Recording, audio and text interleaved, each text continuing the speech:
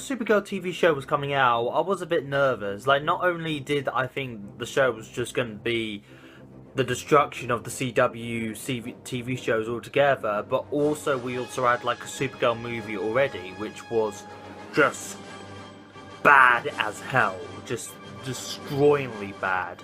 So I did get a bit worried with the Supergirl TV show, and the TV show is actually a lot more better than I actually expected it to be. I mean, it does take itself seriously, but like Arrow Season 1, like, I'm not really, like, you know, that keen on it. Like, I actually prefer Supergirl to Arrow Season 1, but it did have, like, really big problems.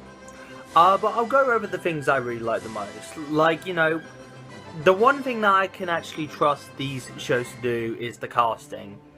And Melissa Benoist as Supergirl is just phenomenal. She's likable, she's nerdy, and when she needs to be Supergirl, she's really likable Supergirl. I really loved her as Supergirl. And like, I can feel like that if I ever have kids, you know, I feel like that if they can actually watch the Supergirl and just love it to bits as much as I did.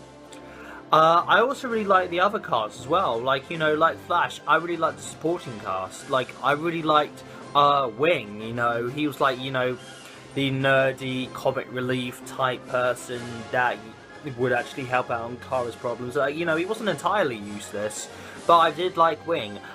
Jimmy Olsen, like, we all know him from the comics, but I did also like this interpretation of Jimmy Olsen. I was also really interested to see where they go with this Jimmy Olsen as well, because this is like a new kind of Jimmy Olsen because of the skin colour. But I was open-minded to this like Jimmy Olsen.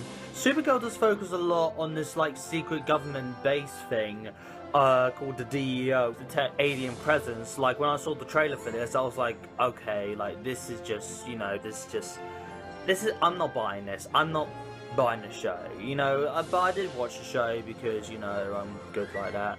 Who you have Hank Henshaw, who I expected to just hate to guts. But then I watched Supergirl Season 1, and I ended up really liking him. And I was a bit curious about if he was like a villain or not. Because like in the second episode, you see like his eyes go red. And so I was like, is he a villain or is he like a bad guy? And then, like, you know, if you keep watching the series and he turns into Martian Manhunter. Oh, my scream was just so loud. I wish I could record it so you guys can hear it. But I love the fact that he's turned into Martian Manhunter. It just felt, and this also felt good because we never seen a Martian Manhunter before on the big screen. And like on the small screen as well. I really liked his Martian Manhunter. I really liked where they went with him. He turned out to be one of my favourite characters in the show.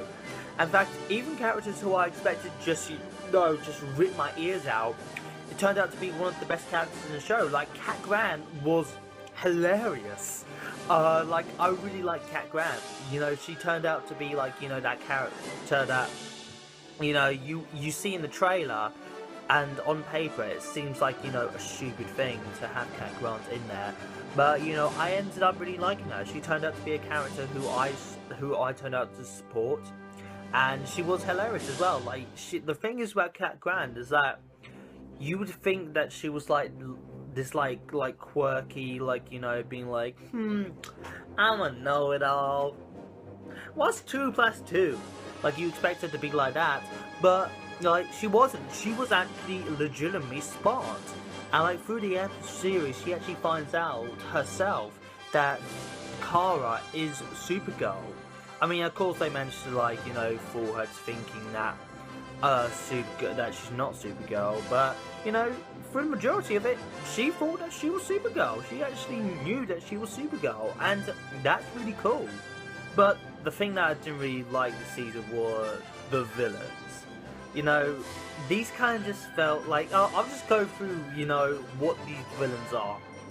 Max Warlord, a dick businessman who has a grudge against aliens. Gee, I wonder who he could be amongst too. A Kryptonian general who thinks he has a responsibility to bring Krypton back to life from Earth. Gee, I wonder what Superman villain, he's gonna be everything's up. A robot built by Kryptonians who has like 3 things on her head. They're not even trying to hide the fact that they're supposed to be homage to Superman villains. And the fact, like, don't do that. Make your own villains for Supergirl. That's something that that really annoyed me in Supergirl season 1. Is that the villains, I just thought, can you at least think of something else to do? Instead of paying homage to like Superman, can you make your own Supergirl TV show? I mean, I know she's Superman's cousin and all that, but come on, like, use your brain. Also, another thing is that I did not care about the villain's plan. Like, they made like this thing that's like, I forget what it is, but what it basically is, it's just, bring Krypton back to life, destroying humanity, blah-de-da-de-da-de-da, that story thing.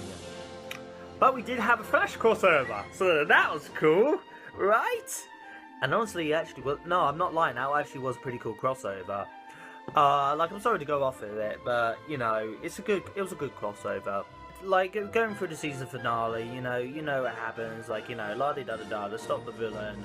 But the one bullshit thing I have to comment here is they actually mentioned that Kara cannot breathe in space. She will die from going in space.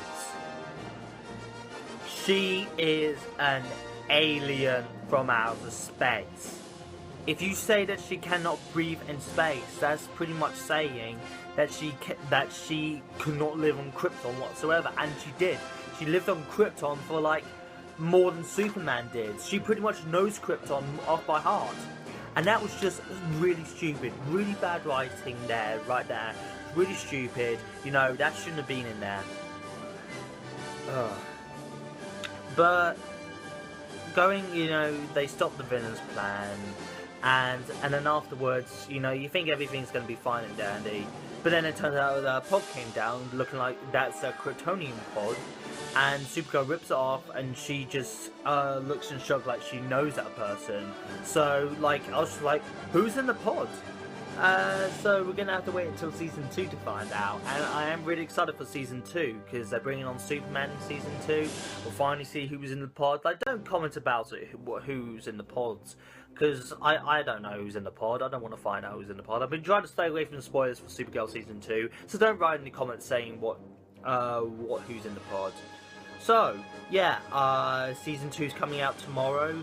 And I bet a lot of you are thinking that I'm going to be doing Gotham my next time. Well, that's going to be a bit delayed, because I'm going to go straight on to Marvel. I'm starting with Agents of S.H.I.E.L.D. Alright, I'll see you then.